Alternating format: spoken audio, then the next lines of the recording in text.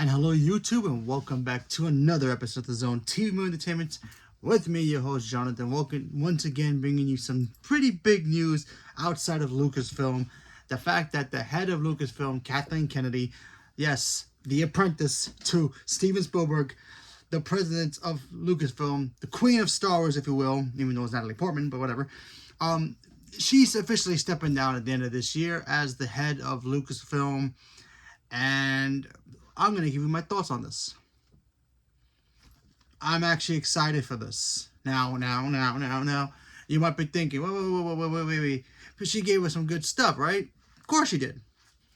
But the problem is, it didn't really stuck anything, you know? It was like building Legos halfway through, a Lego set halfway through, and decided to just put other random stuff together and see if it connects and make it look like it doesn't really work. That's exactly what happened here. Now, Kathleen Kennedy did give us, brought back Star Wars to us, The Force Awakens, and we were all pumped. We were all excited.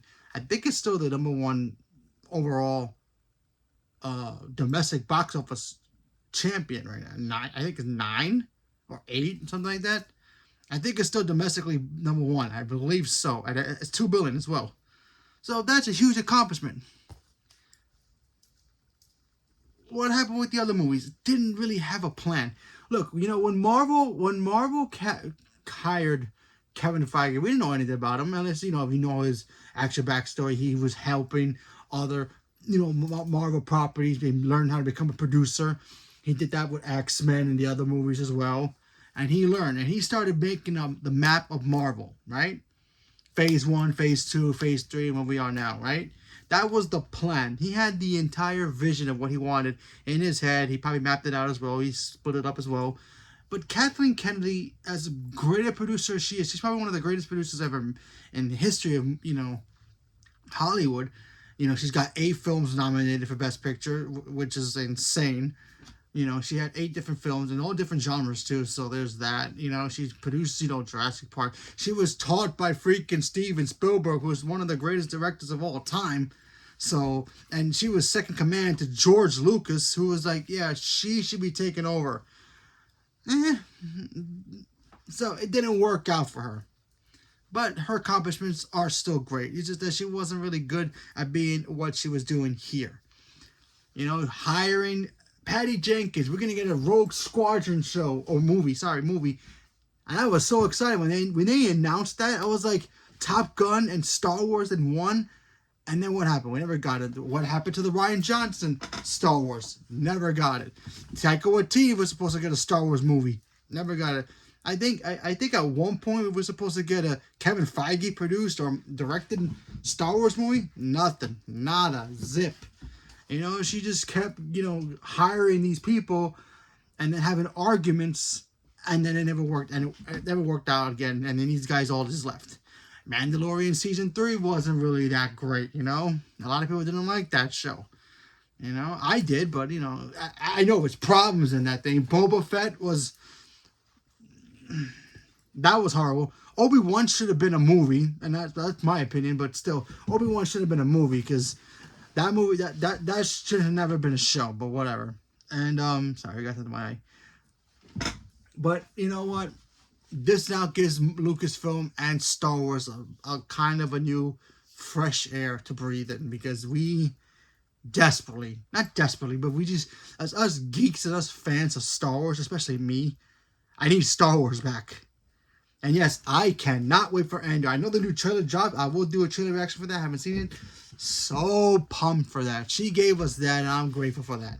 Andor is probably one of the best Star Wars things on television, or Star Wars since the original trilogy, in my opinion. Andor is fantastic. Rogue One was fantastic. I love the Force Awakens. I like The Last Jedi, and, Rise of Skywalker is there. I do like Daisy Ridley as Rey. I do like her character. The problem is, there was no structure for her to be anything than what we got. When we first met Luke, he was just this kid. We're like, can we relate to this guy? But as the movie went along, we were like, yeah, we can. And what happened in the sequel? He got better. What happened in the third movie? He became a badass.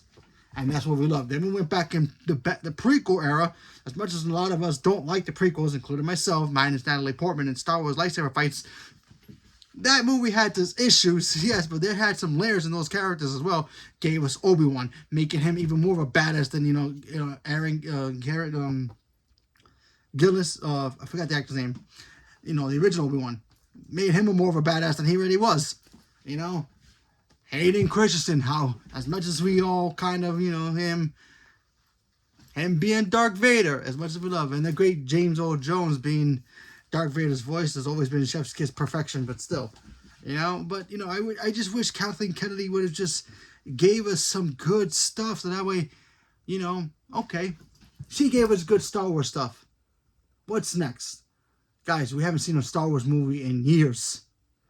It's been since, what was the Rise Skywalker movie came out in 2019, same year as Endgame, I think.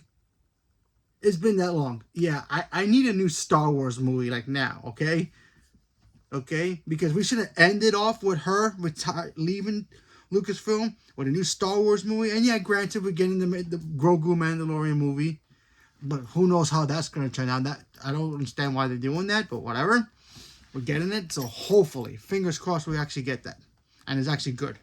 I think they filmed it already, so I don't know. We're supposed to be getting this Daisy Ridley movie. That ain't happening. Then I thought they were going to change it to episode 10. Nothing. So. But, like I said, you cannot deny her producing skills. She just was not very good at handling a studio like this. It's the same thing with James Gunn. We're going to be watching James Gunn. He just started DC.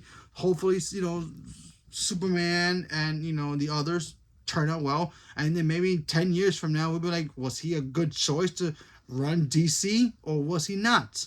Maybe he gave us good stuff and maybe the rest was just blah. Look at Kevin Feige. He's been doing this for God knows how long, and he's starting to slip now, so it's starting to catch up to him. So hopefully he can hang in there and just keep going and lead whoever the next successor of Marvel will be to the good stuff. So that way we'll be like, you know what? We love Kevin Feige. We applaud him. Thank you so much for all you giving us for Marvel. We cannot wait for the new guy to give us the rest of the stuff and take the baton and move on forward. So hopefully we'll get to that point. But with Kathleen Kennedy, she just kind of had to drag herself to the finish line so she can pass it on to whoever's taking over in the next one. Whether that's a male or a female.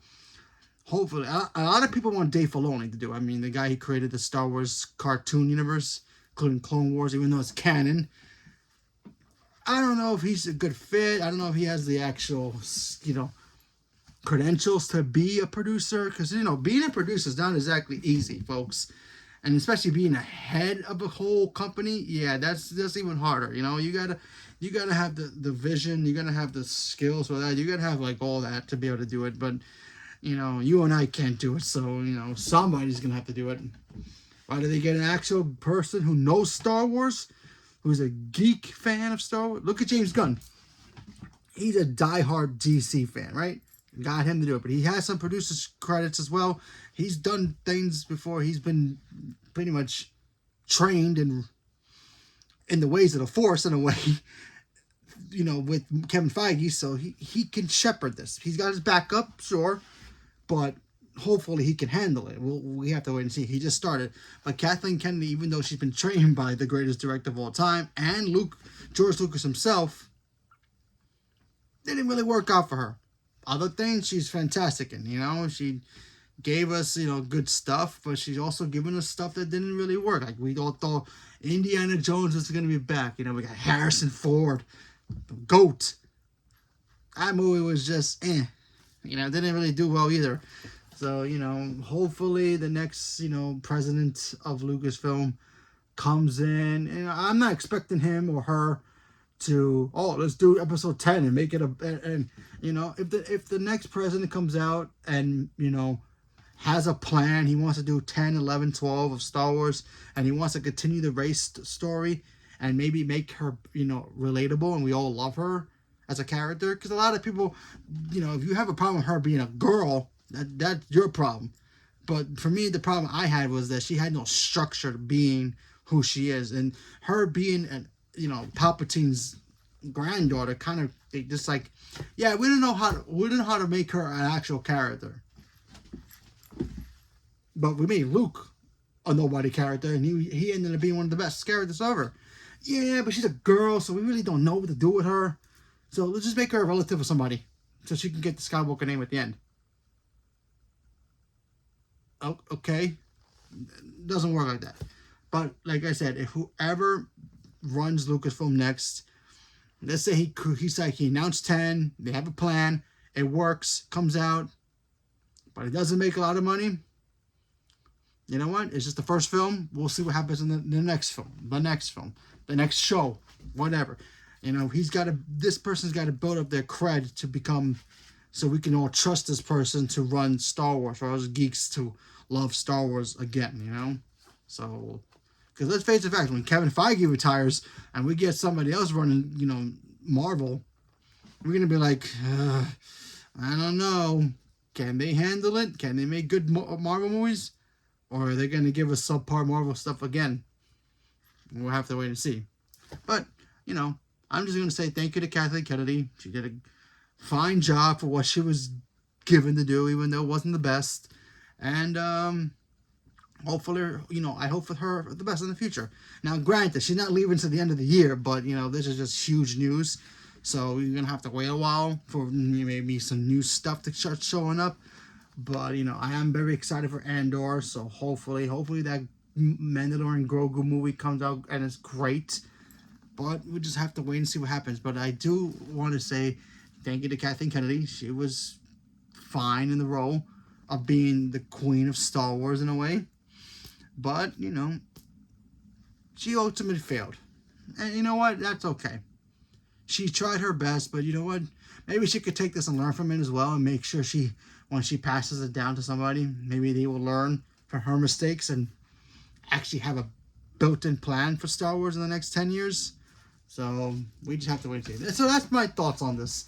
I think this is kind of interesting. The fact that she's actually leaving at the end of 2025. And, she's giving us good stuff. She's giving us stuff that did not really work, but we have to wait and see what happens. So leave me a comment below. Let me know what you guys thought about it. Are you guys excited for her to leave so we can get maybe better contact for Star Wars again?